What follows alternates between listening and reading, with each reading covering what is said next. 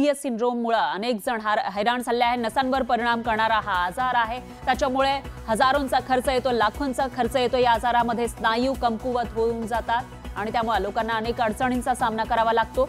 तर स्नायू कमकुवत झाल्याने वेदना होतात, प्रचंड अशा वेदना होतात, शरीरातील संवेदना कमी होतात, सेन्सिटिव्हिटी कमी होते आणि त्याचबरोबर तात्पुरता अर्धांग वायू म्हणजे पॅरालिसिस आणि श्वसनाचाही त्रास होतो। अशामध्ये जे उपचार घ्यावे लागतात ते मात्र प्रचंड खर्चिक आहेत। हाताची बोटं, पायांना सुद्धा या ठिकाणी बऱ्याचशा प्रॉब्लेम्स येतात। चिडचिड होणे, चेहऱ्यावर कमजोरी दिसणे अशी ही लक्षणं या आजारामध्ये दिसतात। कोणत्या तरी वेगळ्या आजारासोबत हा आजार येतो, त्याच्यामुळे खर्च अधिकच वाढतो। तर 12 ते 30 वयोगटामध्ये हा आजार मुख्यतः आढळतो। याचा अर्थ तरुण वयातील लोकांना या आजाराचा संसर्ग लवकर होतो। धोकादायक संसर्गजन्य नाहीये असंही सांगण्यात आलं। तर वेगळ्या ट्रीटमेंटची गरज लागत नाही असंही डॉक्टरांकडून सांगितलं जात आहे।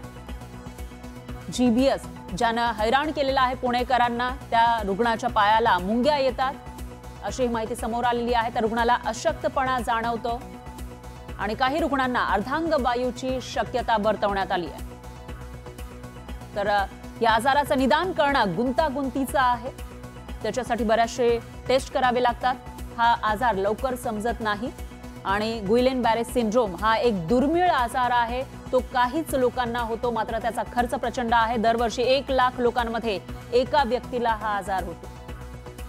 तर याचं निदान गुंतागुंतीचं असतं, टेस्ट बऱ्याचशा करावे लागतात आणि चेतासंस्थेच्या चाचण्या तसंच स्पायनल फ्लुइड चाचण्या याच्या निदानासाठी आवश्यक आहे। याचं निदान करण्यासाठी या चाचण्या कराव्या लागतात। तर IVIG अथवा प्लाझ्मा एक्सचेंज सारख्या उपचारांमुळे रुग्णाला मदत होते। आजाराचे बहुतेक रुग्ण हे बरे होतात।